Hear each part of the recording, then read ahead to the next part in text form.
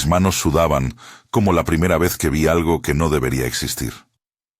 El cuarto era pequeño, con una sola ventana que dejaba entrar la luz gris de la tarde. Había una mesa metálica, 2 sillas y un ventilador que giraba lento, como si cada vuelta midiera el tiempo que yo aún podía resistir. Yo esperaba un alien de película. Ojos grandes, boca diminuta, algún gesto incomprensible. En vez de eso, la habitación se llenó de una expectación sin sonido, y en el centro de esa quietud apareció algo que no ocupaba espacio sino atención. Un punto de inteligencia que no necesitó palabras para hablar, y que cambió el orden de mis certezas con una sola pregunta. No fue mi idea iniciar aquella entrevista. Yo era Harold, reportero de dudas, alguien que coleccionaba rarezas para ponerles nombre. El contrato decía observación, registro, nada más. Entré con grabadora y libreta, porque así se redacta la cordura. Le hice la primera pregunta por costumbre profesional, para llenar el silencio. ¿Qué quieren de nosotros? En el segundo siguiente la habitación se volvió más pesada, como si alguien hubiese cerrado una puerta que nunca supe que existía. No escuché palabras, pero hubo una impresión que llegó directa a la parte de mi cabeza donde guardo las cosas improbables. Fue fría, precisa, y sin embargo tenía la forma de una advertencia. No pedimos. Observamos. Sostienen. La frase fue un soplo que no fue hablada y que, sin tocar mis oídos, me puso la náusea en la garganta. No era una amenaza. No lo parecía. Era algo peor. Una constatación. Como si yo hubiera descubierto un bolsillo en la realidad que no debía tocarse. En el mismo instante, sentí que algo dentro de mí se fracturaba. No el cuerpo, sino la confianza en la linealidad de las cosas, y que la fisura se abría por la pregunta. Preguntar tuvo precio. No fue dramático al principio. El pago fue ligero, como cuando una moneda cae por un desagüe y apenas se oye el golpe. Al salir de la habitación todo estaba igual. La ciudad, la gente, mis botas sobre el asfalto. Y sin embargo, en la noche siguiente el mundo comenzó a repetirse en pequeños detalles que no podían ser coincidencia. Día 1. Libreta. Entrada 1. La primera noche apenas dormí. Me desperté con la sensación de que algo me observaba desde dentro de la casa. La lámpara del pasillo parecía más alta. A las 3 de la mañana fui a preparar café y, por inercia, añadí la cucharada de canela que guardo en un tarro cerca del molinillo. Nunca le pongo canela a mi café. Me senté, di un sorbo y recordé la frase. Sostienen. El sabor me pareció decidido.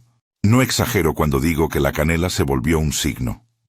Al día siguiente, en la redacción, la chica de la cafetería de la esquina me ofreció algo nuevo. Prueba este pastel, lleva canela.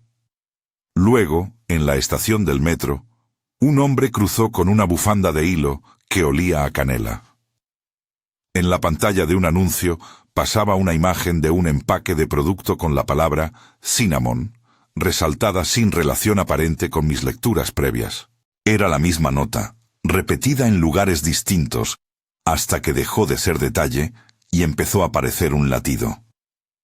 Intenté explicarlo con sesos fríos, selección atencional, sesgo cognitivo, el famoso «lo que buscas aparece».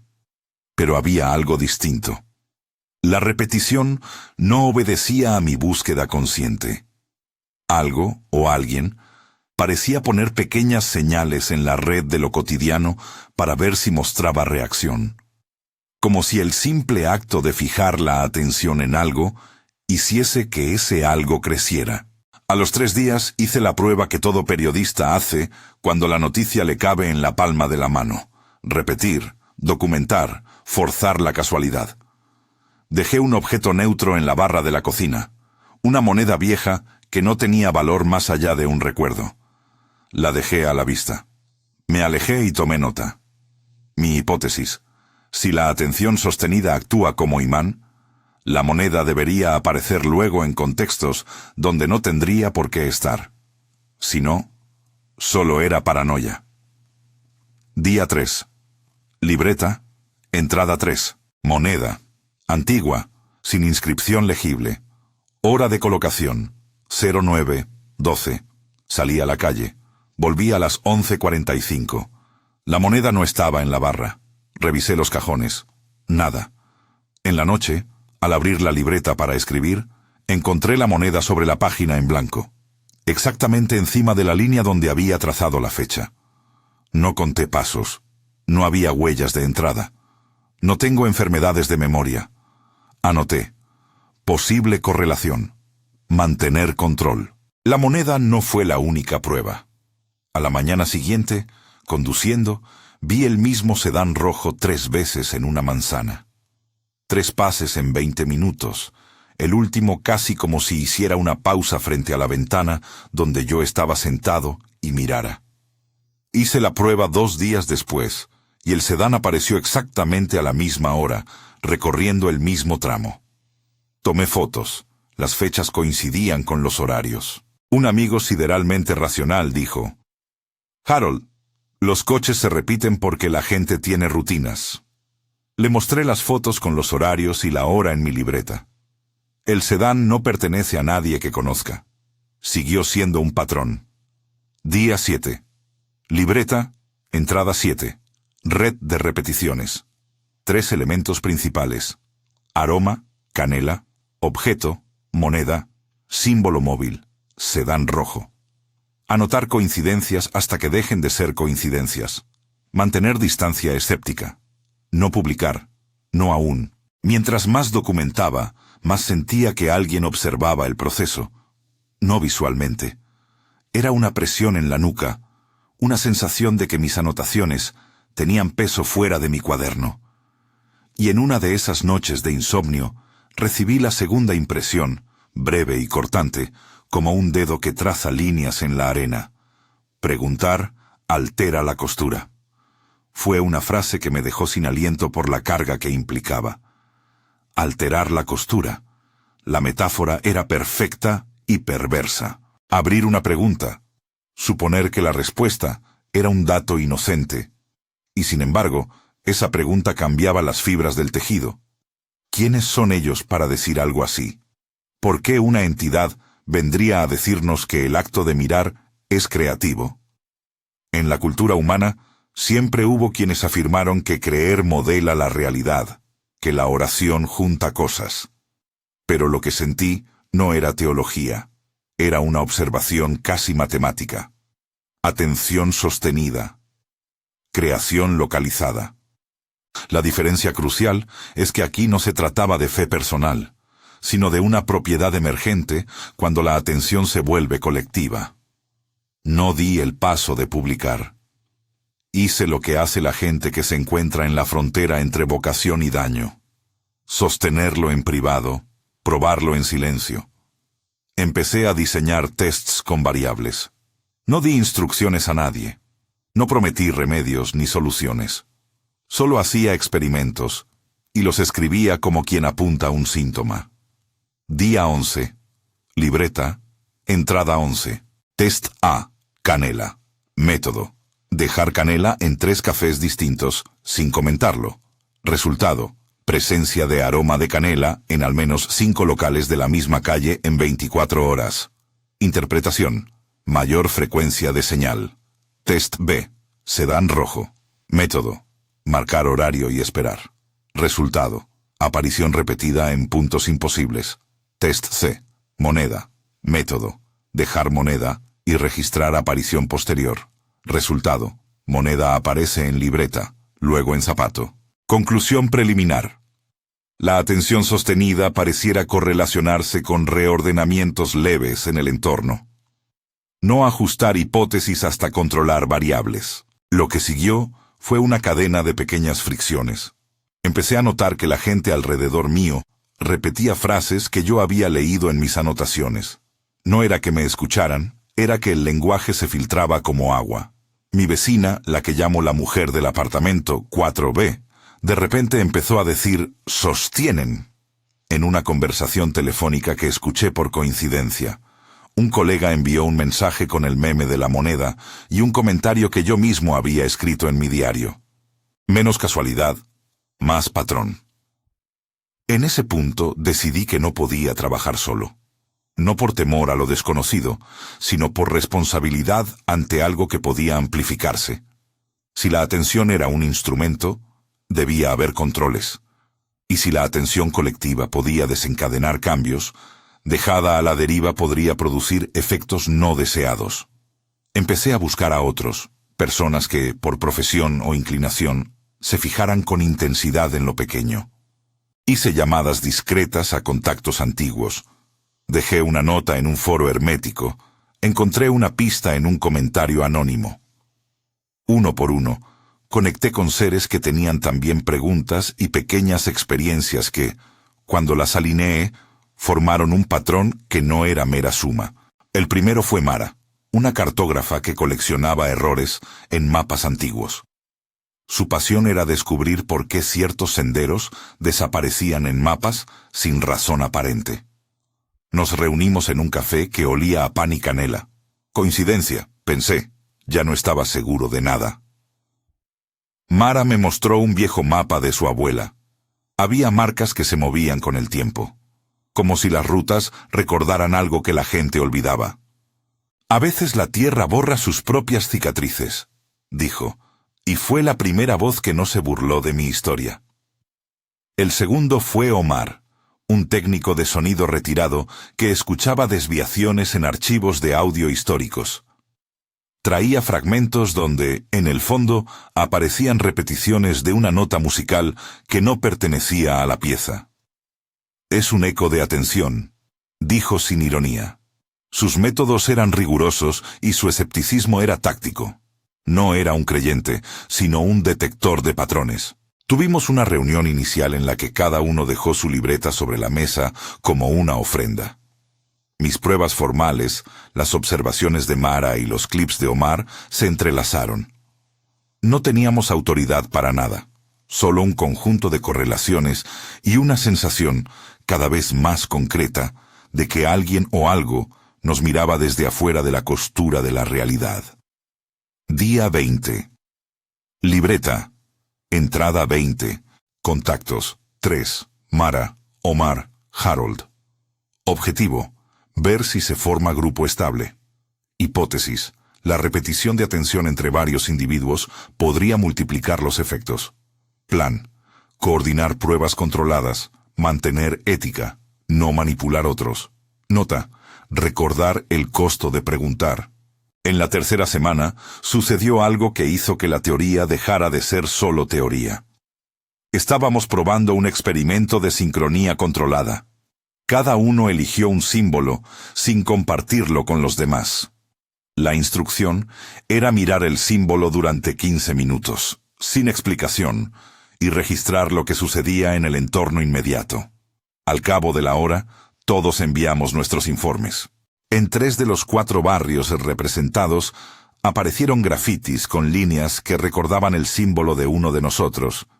En otro, un desconocido dejó una nota en un parque que describía vagamente la forma que habíamos elegido. Fue una reacción en cadena demasiado directa para descartarla como trifling. El observador volvió a aparecer pocas noches después de ese experimento. No apareció en persona, ni a través de sonido.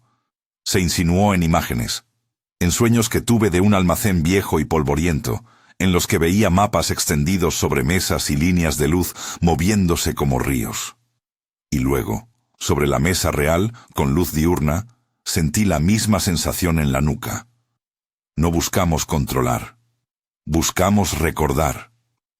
La frase agregó una tonalidad diferente a lo que ya sabíamos.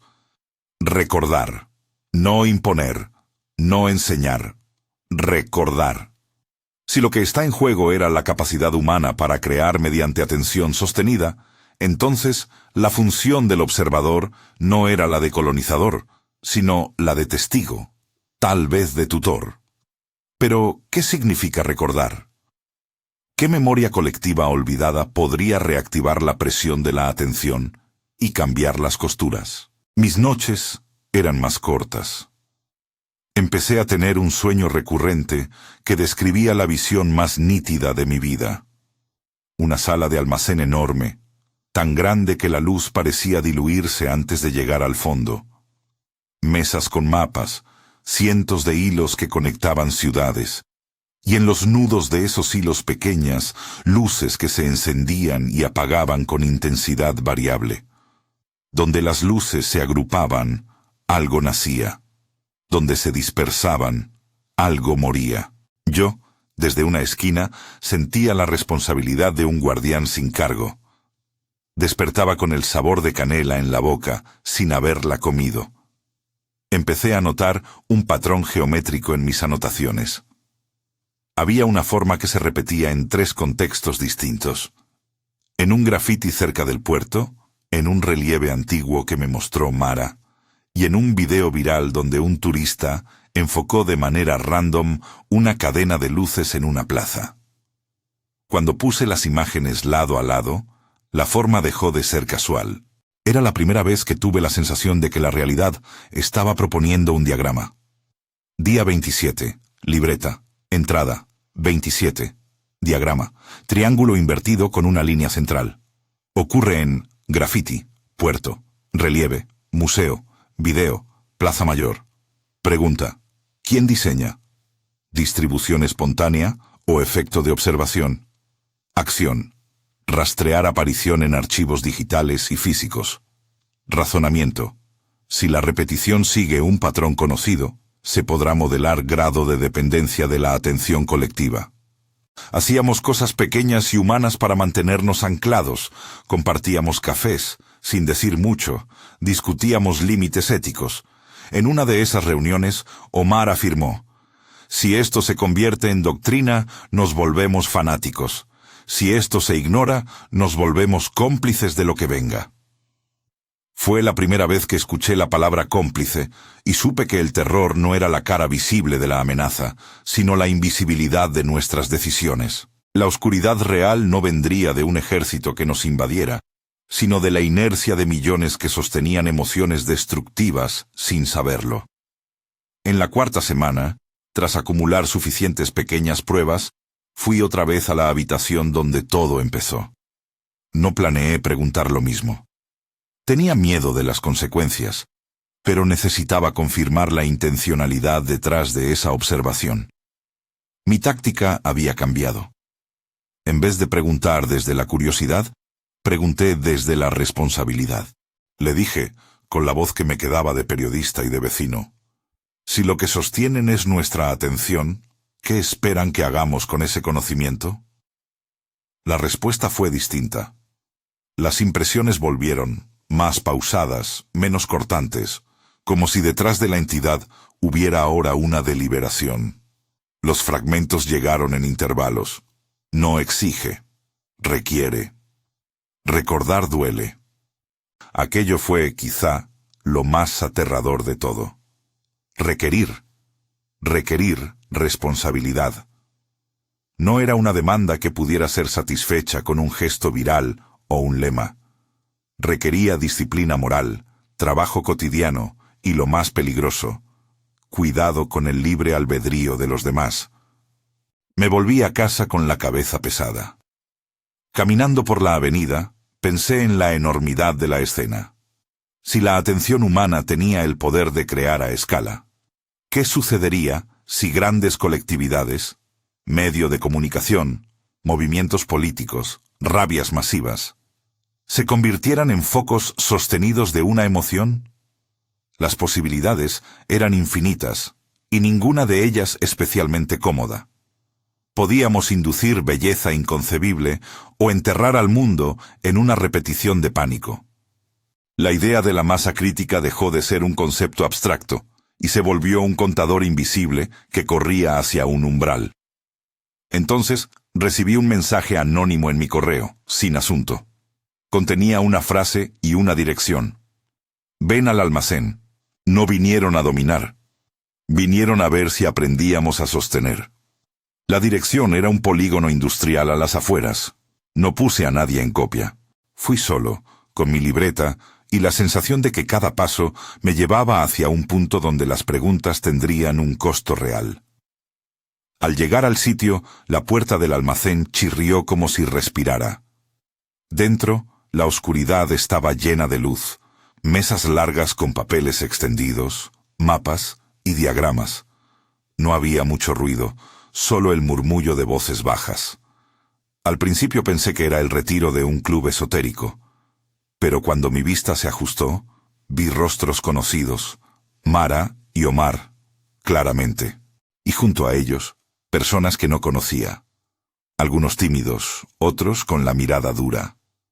En el centro de la sala, sobre la mesa principal, había un mapa enorme con líneas trazadas por manos distintas.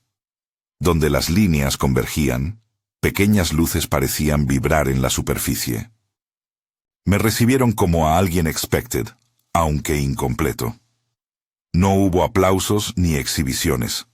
Simplemente me invitaron a sentarme. La reunión fue, en términos periodísticos, la confirmación de una hipótesis. No éramos 4 locos aislados, sino un tejido incipiente de observadores que había empezado a encontrarse. El grupo tenía nombres para sus roles: mappers, testers, receivers, blockers, y cada uno explicaba su función con la naturalidad de quien describe su oficio. Un soldado jubilado hablaba de vigilancia. Una profesora de ética audaz planteaba límites. Una joven que llamaban la lectura describía patrones en sueños. Yo era por entonces el que había hecho la pregunta que abrió la puerta.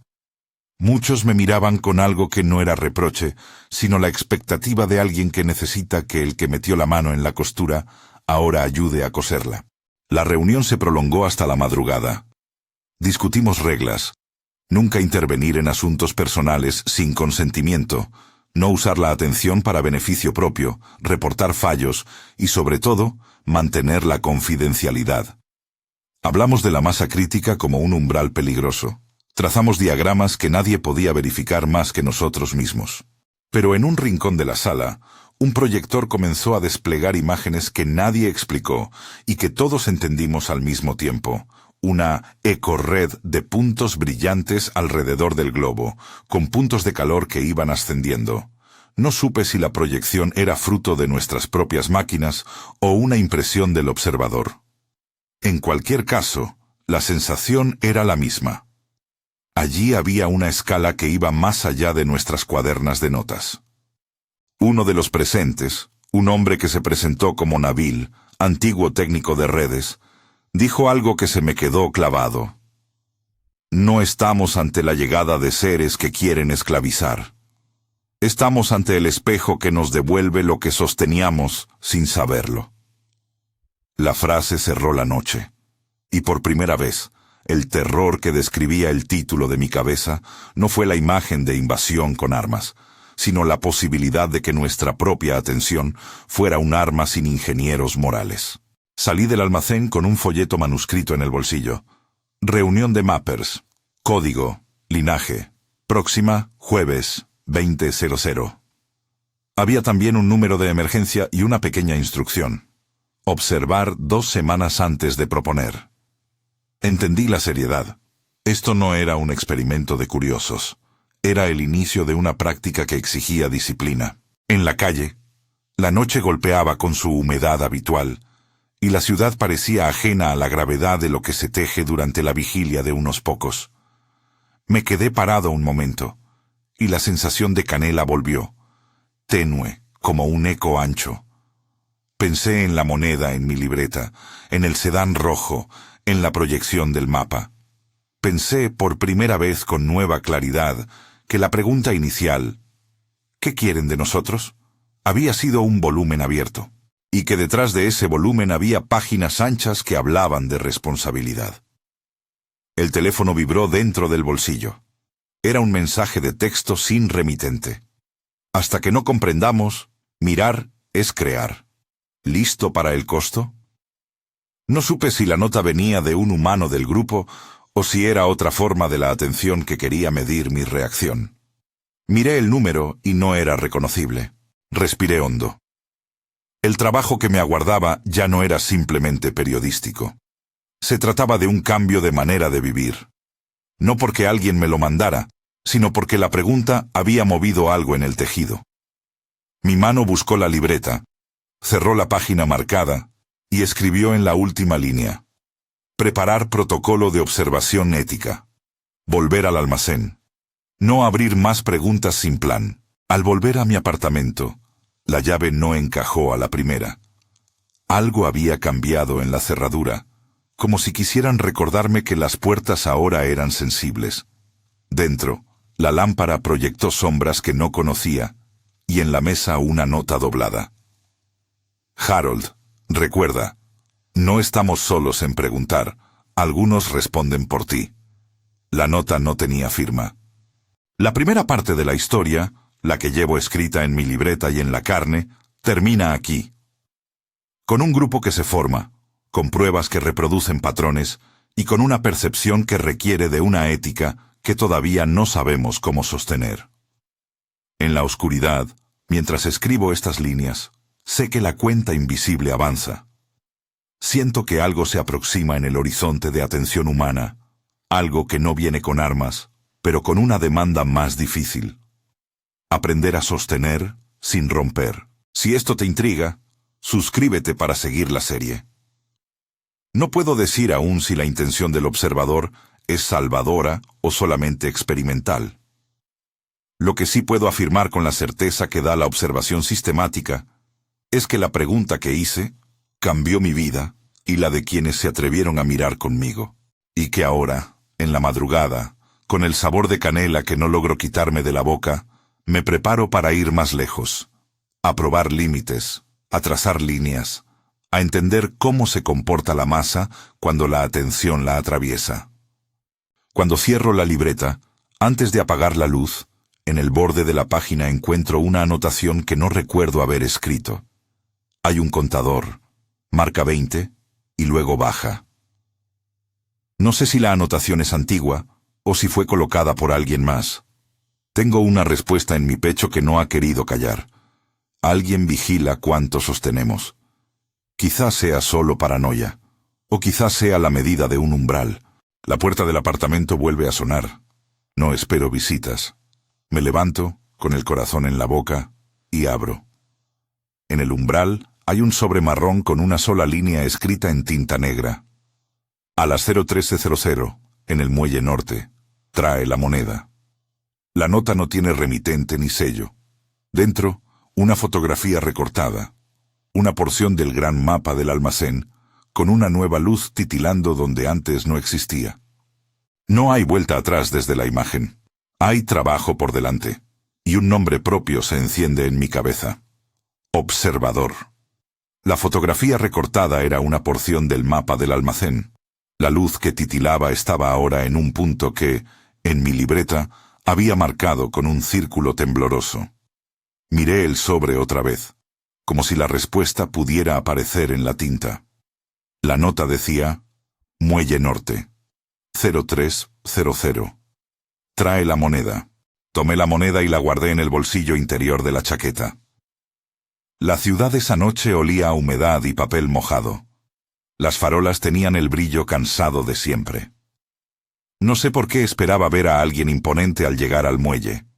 Un grupo secreto, rostros cubiertos, una coreografía de revelación. En lugar de eso, el muelle estaba vacío salvo por el rumor de las olas y una fila de contenedores que parecían islas rectangulares. Apenas un faro lejano parpadeaba, denso como un ojo que no pestañeaba. Me senté en un banco frío a esperar, registrando la hora en la libreta, no por la fidelidad profesional, sino para sostener la memoria. Minutos después, apareció una figura desde la penumbra. No era ninguno de los que había visto en el almacén. Era una mujer delgada, con una bufanda que olía a humo y café. Su paso era medido. Llevaba en la mano una linterna pequeña y en la otra un recipiente de metal con tapa. Cuando llegó, no habló. Se quedó a 1 metro y me miró como si hubiese previsto mi indecisión. «Trajiste la moneda», dijo. y su voz fue un corte limpio en la madrugada. Saqué la moneda y la puse sobre el banco. La mujer la miró, luego la recogió como quien recoge una semilla. No me dio tiempo a preguntar. Encendió la linterna y la dejó caer sobre la superficie del muelle. La luz trazó sombras que parecían mapas de venas. La mujer rompió el silencio con una frase que todavía me da vueltas cuando cierro los ojos. No todo se mide en grandes actos. A veces la gravedad cambia por una moneda colocada en el lugar correcto. No expliqué la sensación que me atravesó. La mezcla de alivio y alarma, como si me hubiesen confirmado algo que no quería confirmar. Quise decir que no entendía, que mis pruebas aún eran preguntas, no verdades. Pero la mujer me dio la moneda de vuelta. «No viniste a hacer trucos», dijo. «Viniste a ver hasta dónde llegó el agujero que abriste. Ven». Me condujo por pasillos laterales del muelle, por debajo de un puente oxidado. A cada paso, mi libreta se apretaba contra mi costado como una pequeña fortaleza de hojas. Al doblar una esquina, vi a otro hombre encorvado junto a un cajón. Era Nabil, el técnico de redes del almacén, que me saludó con un gesto mecánico. Había otras dos figuras. Una joven con manos manchadas de tinta y un hombre mayor cuyo rostro tenía la calma de los que han vivido muchas derrotas y pocas certezas. Nos miramos en círculo, una escena de aquelarres mucho más mundanos de lo que yo había imaginado. La mujer del muelle, que se presentó como Lía, nos pidió que colocáramos la moneda en el centro de un círculo trazado en la madera del muelle. Lo hice. Era un acto ridículo y sagrado a la vez. Una moneda sobre un surco. Lía cerró los ojos y apoyó la palma sobre la moneda, sin presionar, como si quisiera contactar algo que no tenía masa. Sentí el frío de la madrugada en la piel, y en ese frío una vibración que no era sonora. Un pulso leve, como un eco de atención. No hubo destello, no hubo voz. Pero a lo lejos, 3 barquitos en la bahía encendieron sus luces, y las luces se movieron formando una pequeña alineación que no podía ser mera coincidencia. La linterna de Lía tembló. Ella abrió los ojos y sonrió. Una sonrisa que no contenía alivio ni triunfo, solamente constatación. «Lo observaron», dijo en voz baja. No para verificar, sino para medir si la costura respondía. Esa noche no tuve sueño. Volví a casa con las manos frías y una sensación de responsabilidad como un peso en la espalda. La moneda permaneció en mi bolsillo, tibia por el calor del cuerpo. Sentí que había cruzado una delgada membrana. El acto de preguntar me había hecho responsable de parte de aquello que, hasta entonces, había sido inadvertido.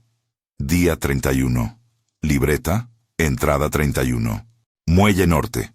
Experimento simbólico. Monoeda. Resultado. Respuesta en baja intensidad. Alineación de luces en bahía. Interpretación. La estructura visible de la red respondió a la atención localizada. Constatación. No hay intervención directa, sino reordenamiento perceptual. Acción. Compartir con grupo en próxima reunión. Precaución. Evitar divulgación pública. La reunión siguiente en el almacén fue tensa.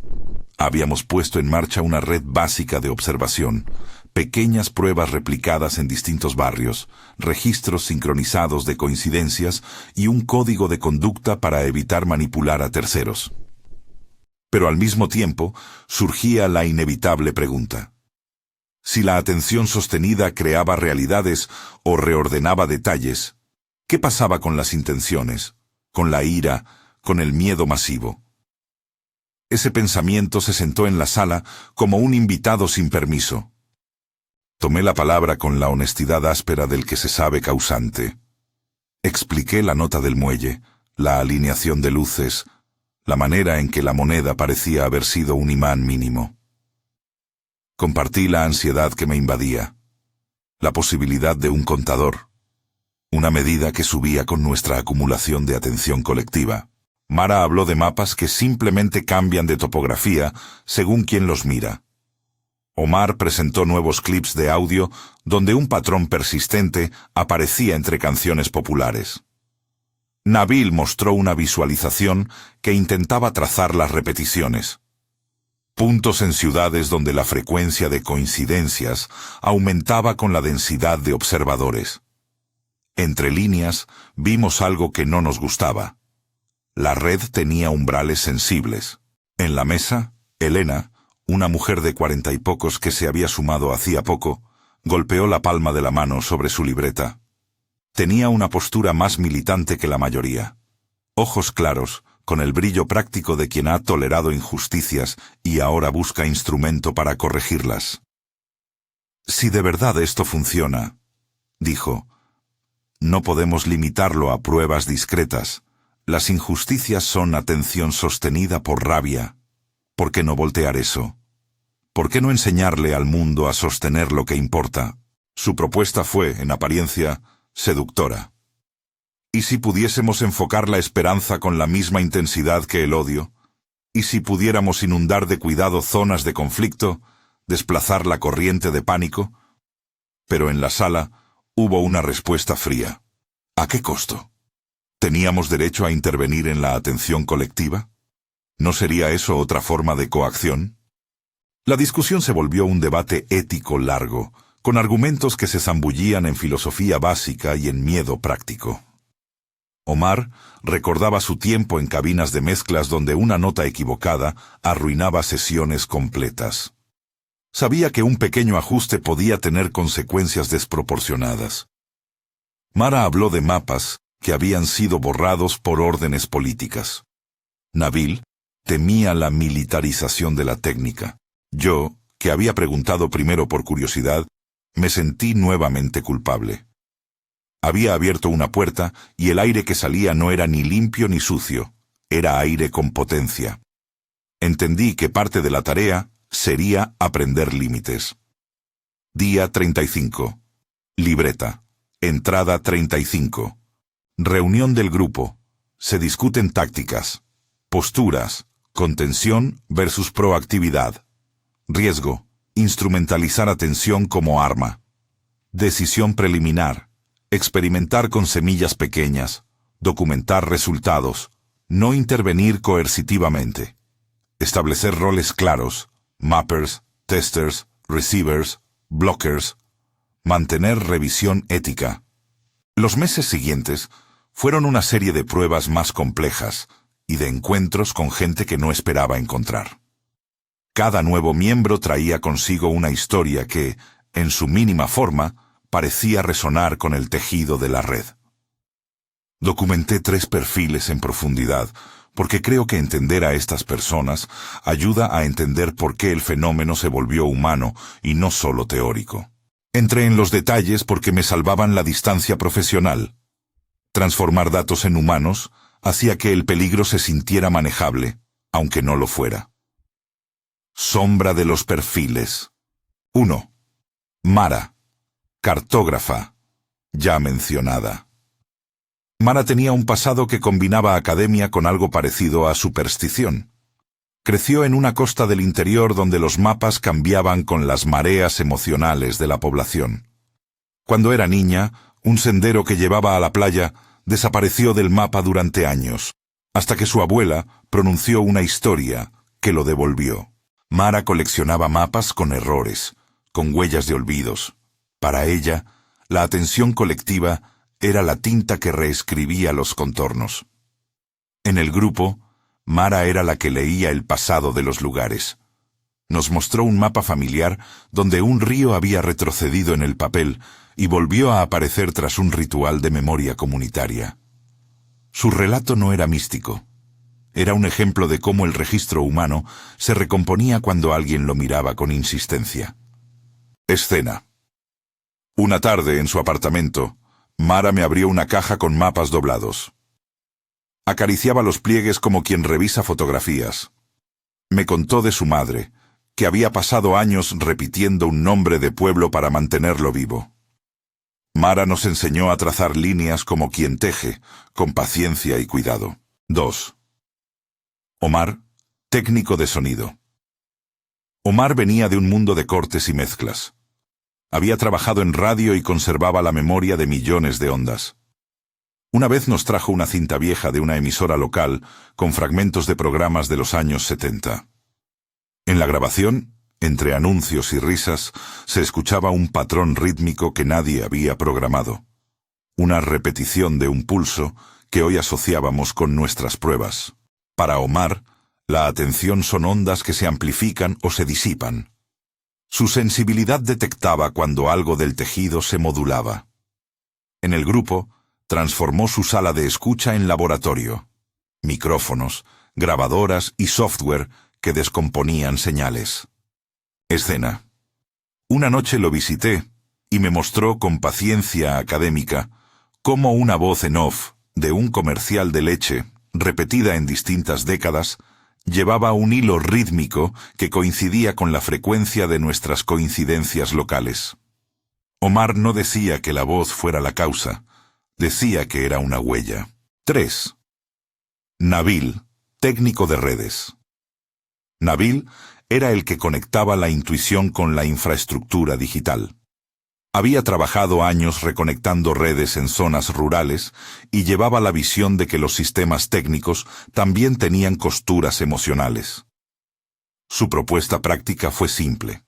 Si la atención apretaba en ciertos nodos, necesitábamos mapear la densidad para evitar sobrecargas. Construyó una visualización primitiva que mostraba puntos calientes en la ciudad. Algunos se correspondían con nuestro muelle, la plaza donde vimos el triángulo invertido y un barrio donde una cadena de incendios verbales había ocurrido semanas antes. Escena. Nabil nos llevó a la azotea de su edificio y desplegó la pantalla con colores. Vimos que la ciudad se iluminaba en pulsos, y cada pulso se asociaba a eventos pequeños. Una marcha, un post viral, la aparición de un graffiti. Nabil anotó: no podemos apagar esto, podemos relocalizar la atención. Estos tres, junto a Lía y Elena y otros más, formaron la primera decena del grupo. Algunos eran tímidos, otros orgullosos. Una profesora de ética que mencioné antes, María, se convirtió en la brújula moral. También apareció un soldado retirado, Joaquín, que ofrecía una perspectiva de vigilancia y límites físicos. Cada uno tenía su oficio y su resistencia. Juntos intentábamos sostener una práctica que no tenía manual. Hicimos pruebas de escala incremental, siempre con cuidado. No organizamos eventos públicos donde la gente fuera instrumentada sin saberlo. Lo que hicimos fue algo más discreto. Ensayos de atención compartida entre conocidos, sesiones en las que pedíamos a voluntarios explícitos que mantuvieran la mirada sobre una imagen o una idea sin decir por qué. Registramos fenómenos curiosos. En una escuela donde se hizo una sesión con permiso, el mural que todos miraban durante una semana fue visitado por más vecinos. Pequeñas mejoras ocurrieron en la plaza cercana. Alguien arregló un banco, se plantaron flores. No puedo decir que esas mejoras fueron fruto directo de nuestras sesiones. Puedo decir que coincidieron en tiempo y tono. Y esa es la frontera. Correlación, no causalidad. En el margen de la duda, la responsabilidad era evitar que el margen se convirtiera en imposición. Día 48. Libreta. Entrada 48. Tests de grupo. 5 barrios. Método. Sesiones de observación con consentimiento explícito. Resultados. Aumento de visitas al sitio observado. Reportes de cambios menores. Bancos reparados. Más limpieza. Interpretación. Procesos emergentes posibles. Riesgo. Efecto boomerang. Bandas violentas observadas intensamente. Acción. Reforzar protocolo de no intervención en situaciones de conflicto directo. El momento clave llegó la noche en que decidimos intentar, por primera vez, una visión colectiva deliberada en el almacén. No por curiosidad, sino por necesidad. Las pequeñas pruebas nos ofrecían datos. Las preguntas persistían. ¿Qué había detrás de la estructura global que se insinuaba en los sueños y en las proyecciones? ¿Era posible ver esa red de forma compartida sin perder la ética? Organizamos la sesión con cuidado. Convinimos en una estructura. Cada miembro asumiría su rol. Los testers controlarían variables externas, los blockers mantendrían la protección simbólica y los mappers registrarían. La sala se preparó con mapas extendidos, hilos, pequeños tableros con luces indicatorias y una proyección en la pared que Nabil había conseguido levantar con hardware prestado. No encendimos cámaras más allá de las que teníamos controladas. No queríamos viralizar nada sin consentimiento. Antes de comenzar, escribí en la libreta una nota corta. Si esto es real a escala, la visión nos mostrará posibilidades, no instrucciones. Era un acto de humildad más que de cautela. La práctica fue lenta y extrañamente ritual. Nos sentamos alrededor del mapa grande y cada uno leyó en voz baja una breve frase que tenía la intención de centrar la atención.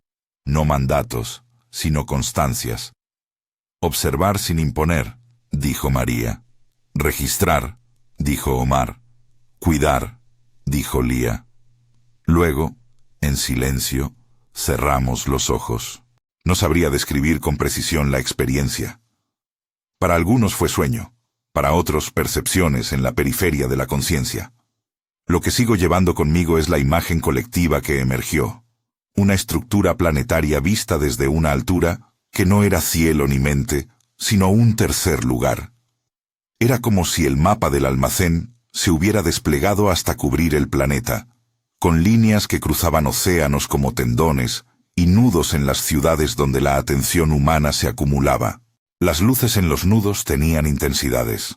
Unas parpadeaban con furia, otras con un brillo constante, algunas apenas una chispa. En la visión, donde las luces brillaban juntas, algo nacía. No siempre algo bello. Nacían patrones, noticias, modas, movimientos. Donde el brillo era oscuro y retumbante, las cosas se desmoronaban. Pánico, incendio, violencia que se alimentaba de sí misma. Había un contador, algo que sentí más que vi, una barra que subía con la suma de focos intensos. No se trataba de un número con dígitos, sino de una sensación de proximidad a un umbral. En el centro de la visión había una figura en cuclillas que no tenía rostro, pero sí un gesto. Observaba. No sentí amenaza en su observación. Sentí, en cambio, que tenía paciencia y frustración a la vez.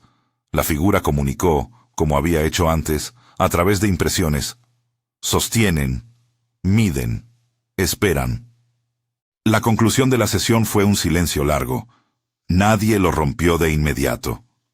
Habíamos visto lo que ya intuimos. La red existe.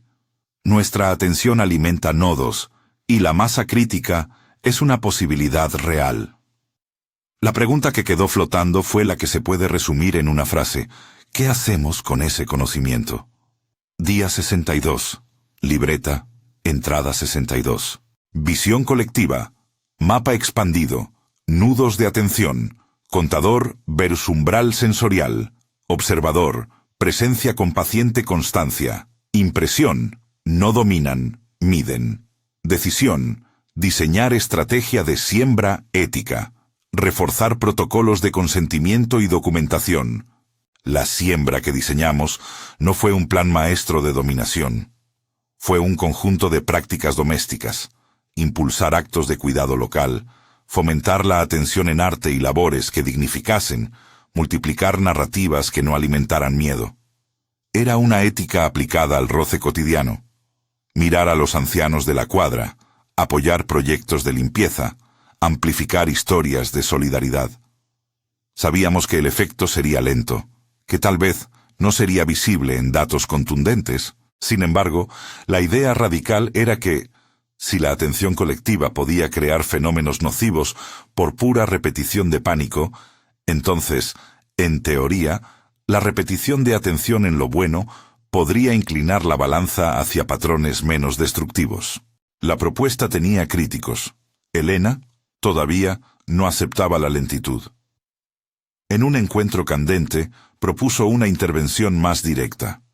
Si podemos desplazar la atención masiva, dijo, ¿por qué no usarla como corte para evitar un daño mayor? ¿Por qué no crear un foco de calma masiva frente a una crisis? La discusión derivó en una división marcada. Muchos preferían la siembra paciente.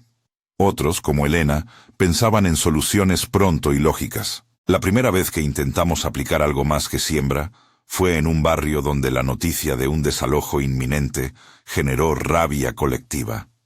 Un grupo de vecinos, sin relación con nuestro círculo, comenzó a agitarse en redes. Nosotros lo vimos como un nodo que podía disparar. Decidimos intervenir con una prueba que había sido aprobada solo por la mitad del grupo. Enviar materiales que promovieran relatos de empatía hacia las familias afectadas, organizar lecturas públicas y transmitir encuentros constructivos. La intención era redirigir la atención de la furia hacia el apoyo. Al principio funcionó. La narrativa cambió en esos días, y algunos actos de apoyo ocurrieron. Pero no todo fue limpio. Una facción de radicales acusó la maniobra de manipulación. Una discusión viral se encendió y la tensión rebotó con más rabia. Se confirmó una lección terrible. Cuando intentas redirigir un foco ya encendido, sin la autorización de todos los implicados, el fenómeno puede amplificarse por rebote. Lo que pretendíamos disminuir, por momentos, se intensificó. Día 78. Libreta. Entrada. 78. Intervención en desalojo. Resultado mixto. Efecto boomerang en redes sociales. Lección.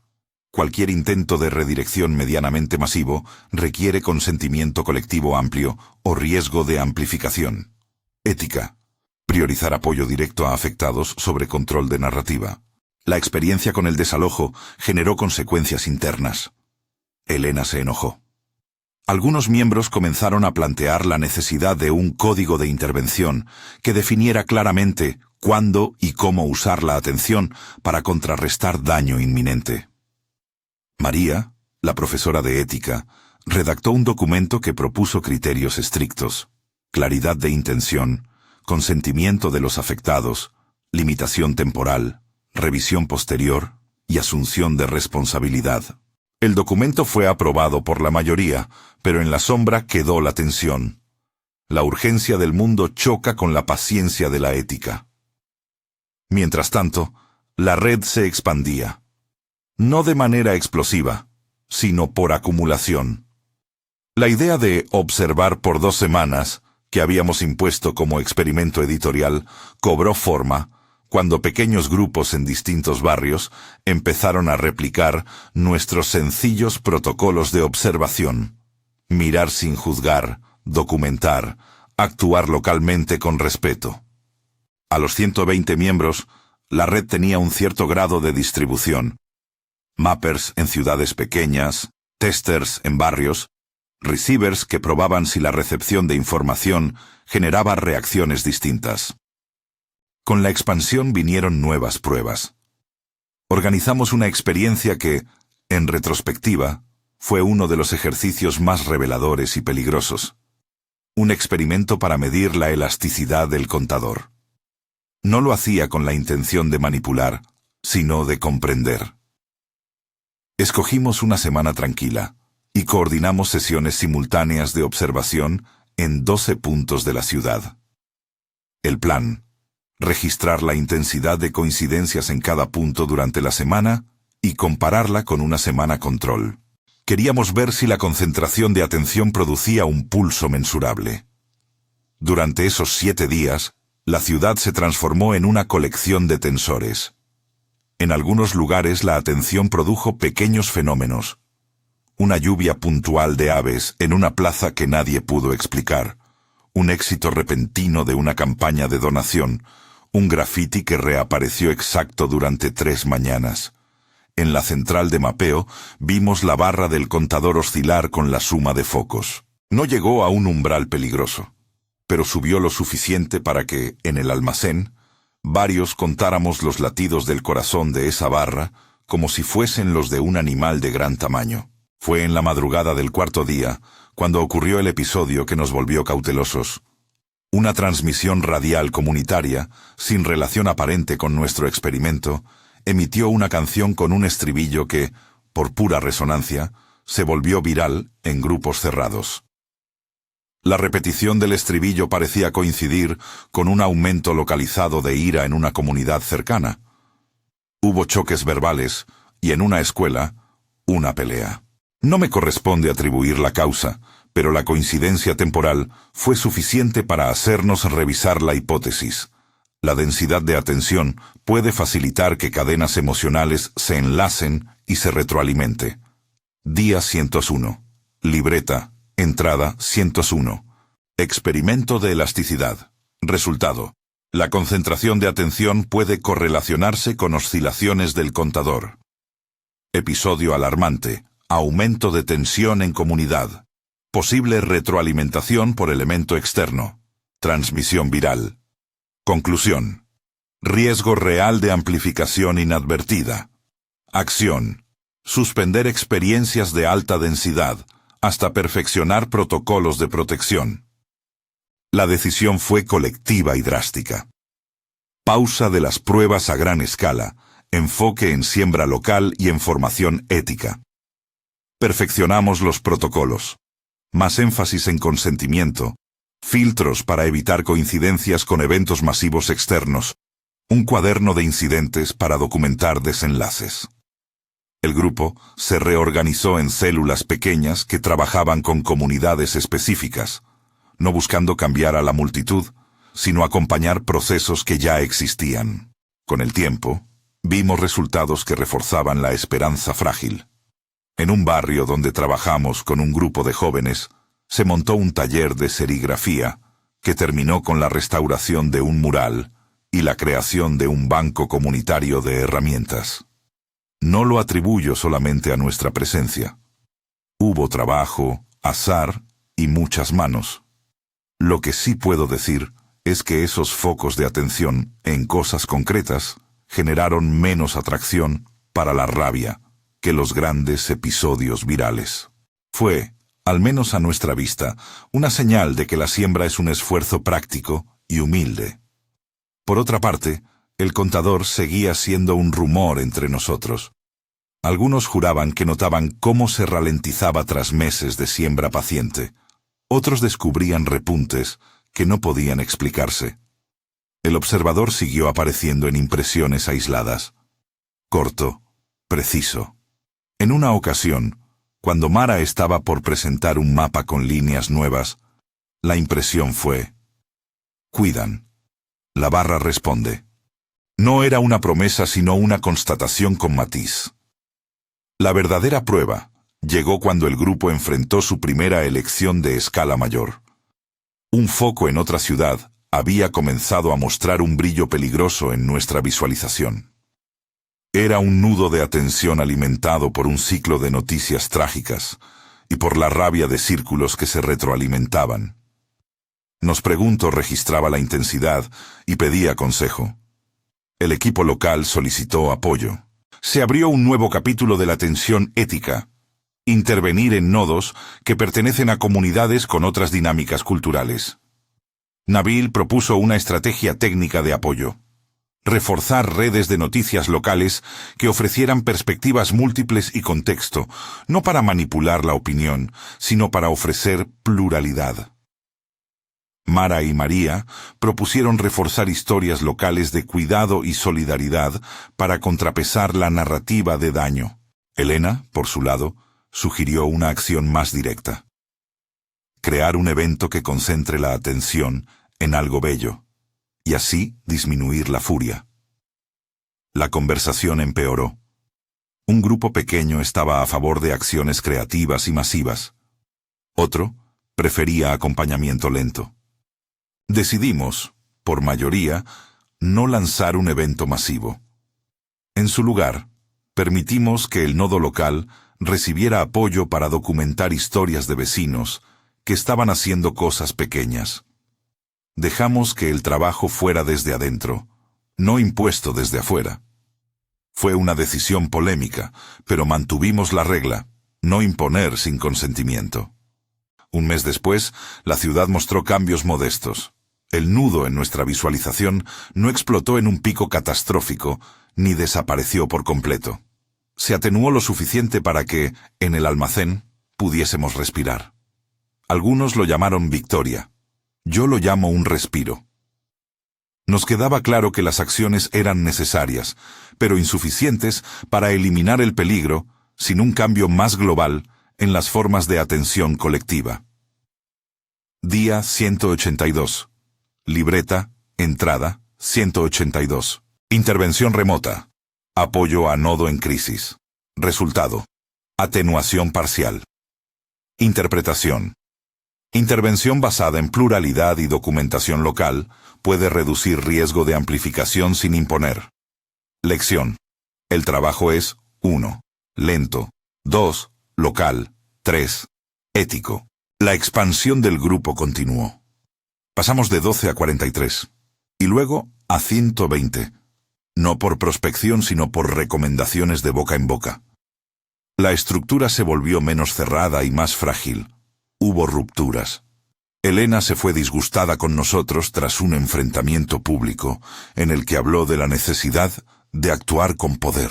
Otro miembro fue descubierto por autoridades al intentar organizar un foco de atención masivo sin consentimientos adecuados. Fue un error grave que nos obligó a limpiar y a reasegurar nuestra confidencialidad. Aún así, en la red surgieron historias personales que valía la pena registrar. Un breve recorte de diario de una voluntaria, que llamaremos La Lectura, me llegó en una tarde gris. Recorte. Entrada de la lectura. 04C07. Hoy un niño de la escuela me contó que dejó de llorar cuando alguien vino a sentarse con él a la hora del recreo durante una semana. Me dijo que ahora dibuja pájaros. No son datos grandiosos, pero sí son señales. ¿Qué es una red si no suma pájaros? Continúo. Esas pequeñas historias nos daban la moneda moral que necesitábamos para persistir. No eran indicadores de manipulación, sino relatos de presencia humana. Mientras tanto, el contador, ese rumor tangible que todos sentíamos, no se detenía por completo. A veces se retrasaba, otras avanzaba. Fue en uno de los momentos de avance cuando el observador se manifestó con más claridad en mi mente. Fue una impresión que no anticipaba. Tiempo finito, sostienen sí, pero aprender a sostener es también renunciar a usar. La frase pesó como un dictamen. La responsabilidad no era solamente tomar decisiones, sino renunciar a herramientas fáciles. Me quedó claro que el observador, si era un testigo, no ofrecía soluciones, sino reglas que teníamos que descubrir. El clímax de la historia fue la visión más grande que vimos todos juntos, meses después de la primera. Convocamos a los que habían estado activos desde el inicio. La sala del almacén estaba llena hasta la última silla. La proyección cubría la pared y el mapa central parecía respirar. Esta vez no fue una sesión tímida, era un ejercicio colectivo con protocolos afinados y revisiones éticas. Nos expusimos a ver lo que la red podía mostrar. La visión fue gigantesca y lenta. Vimos ciudades como nudos lumínicos, pero también capas. Una capa de atención que se relacionaba con noticias, otra con economía, otra con memoria familiar, otra con alegría cotidiana. En la capa que correspondía a violencia y pánico, las líneas eran densas y ásperas. En las capas de cuidado, eran más suaves y tejidas. Entre las capas, apareció una figura que, por primera vez, no sentí distante. El observador se mostró como un conjunto de ojos que no querían imponer, sino llenar un registro y medir la resistencia. La experiencia fue más que una impresión. Fue como ver una maquinaria de registro que registraba no solo hechos, sino energías. En la parte central de la proyección apareció un contador. Esta vez lo vimos con una claridad que dolía. La barra estaba en movimiento, en ascenso, y había una marca que fluctuaba entre posibilidad y límite. No nos dieron cifras, porque no son cifras en sentido humano, nos dieron una sensación de cercanía a un umbral. La sala entera se estremeció. No hubo pánico, pero sí una constelación de decisiones que cayeron sobre nosotros como una lluvia. El observador comunicó entonces: no vinimos a controlar, vinimos a comprobar si sabían renunciar. Lo que escuché fue una pregunta disfrazada de sentencia. ¿Renunciar a qué?, pensé. Renunciar a la prisa de soluciones inmediatas. Renunciar a la tentación de usar la atención como arma. Renunciar a la indiferencia. La respuesta no era simple. En la siguiente hora hubo confesiones, lágrimas y planificación. Decidimos priorizar la formación de células de acompañamiento local. Entrenar a la gente para sostener sin invadir. Enseñar a registrar sin influir. Promover proyectos pequeños con consentimiento comunitario. Además, adoptamos una iniciativa que llamamos Siembra Visual. No era un plan para viralizar, sino una consigna para multiplicar instalaciones de arte locales, libros de lectura compartida y proyectos comunitarios visibles que pudieran, si acaso, ocupar el lugar de focos de rabia con otro tipo de brillo. No fue una decisión heroica. Fue una labor de jardinería lenta. Fue plantar y regar. Fue enseñar a mirar de manera distinta. Día 276. Libreta. Entrada. 276. Visión colectiva ampliada. Observador. Prueba de renuncia. Decisión. Priorizar células de acompañamiento, formación ética, siembra visual y proyectos locales con consentimiento. Meta. Reducir densidad de focos de pánico. Realidad. Progreso micro. Contador aún activo, pero con fluctuaciones hacia la estabilización. Pasaron meses de trabajo paciente. Empecé a notar cambios en mí que tal vez son los más importantes. Dejé de buscar noticias como quien busca combustible para la curiosidad. Empecé a practicar una atención que no devoraba todo lo que veía. Miraba y luego alejaba la mirada, como quien se detiene frente a un cuadro y no intenta tocarlo. Dejé de publicar compulsivamente mis experiencias. Me convertí en un registrador más silencioso. Cambié mi ritmo de vida. Menos noticieros, más panadería donde veía a la gente. No porque tuviera pruebas científicas de que eso ayudaba, sino porque vivir diferente, paso a paso, era la manera ética de enseñar, por ejemplo. El grupo produjo documentos, guías de consentimiento, protocolos de incidentes, testimonios. Escribimos informes que no ofrecían recetas, sino relatos. El mundo real siguió su curso con sus usuales tragedias. A veces, cuando el contador subía por eventos lejanos, sentía en mi pecho una punzada de impotencia. Y sin embargo, en otras ocasiones, cuando el contador descendía tras meses de labor local, ocurría una especie de alivio mudo. Una sensación de que la especie podía cambiar sus hábitos de atención si se enseñaba a mirar de otra manera. No voy a mentir, hubo pérdidas. Un miembro del grupo intentó crear un evento de esperanza masiva sin pedírselo a la comunidad, y el efecto boomerang fue desastroso a nivel de confianza. Tuvimos que reconstruir puentes y aceptar la responsabilidad.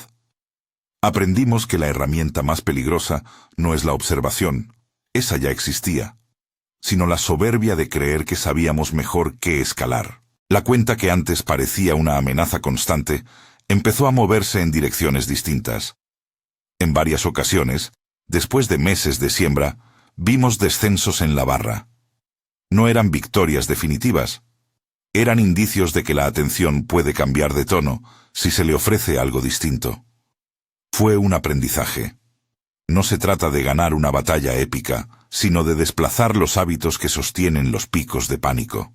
En una nota que puse en la libreta un año después de la primera moneda, escribí: avanza la siembra. No por manipular, sino por acompañar. La cuenta se ralentiza, pero no se apaga. Seguimos. Hoy escribo desde otro presente que ya no me pertenece del todo. Me transformé. Dejé de ser solo un reportero. Ahora soy parte de una red que hace aquello que admite menos titulares: acompañar, enseñar a mirar, reconocer la dignidad de otros. El observador sigue apareciendo con frases y cortejos breves.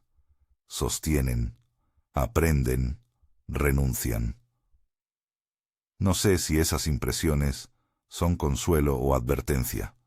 Sé que no prometen nada. En la última proyección que presenciamos en el almacén, hace pocas semanas, la barra del contador se ralentizó lo suficiente para que, por primera vez, un murmullo de esperanza se hiciera audible. No fue un alivio triunfal, sino la constatación de que la siembra puede frenar el pulso. Hubo datos. Descendió la intensidad de ciertos nudos. Se crearon más focos de solidaridad. No fue milagro. Fue trabajo. Día 420. Libreta. Entrada 420. Estado actual. Masa crítica aún posible. Contador. Ralentizado pero activo. Red. 120 miembros distribuidos en núcleos locales. Prácticas. Siembra, acompañamiento, documentación ética. Observador. Sigue presente como juez y testigo. Tarea. Persistir sin caer en voluntarismo. Entonces, ¿qué buscan ellos? Esa fue al final la pregunta que se repitió muchas veces en mi cabeza, incluso más que en la primera noche en la habitación. La respuesta, tal como la percibí, no fue un comando ni una promesa. Fue una invitación a recordar que nuestra atención no es un recurso neutral.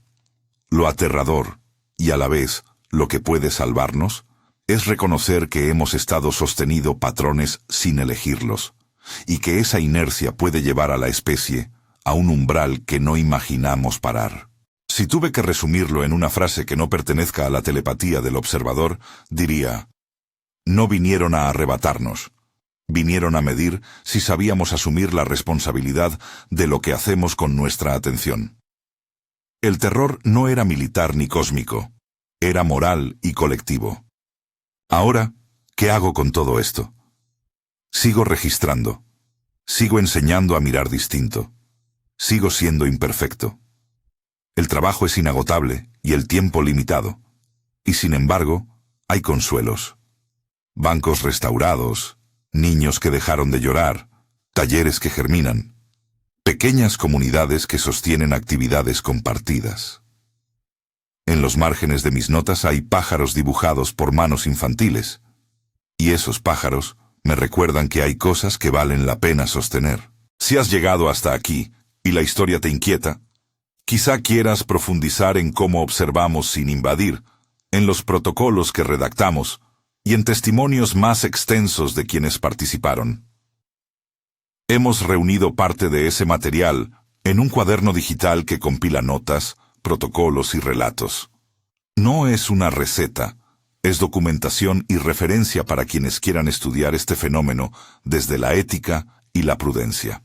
Si te interesa, hay un enlace en la descripción a un ebook con nuestras notas y guías de observación responsable.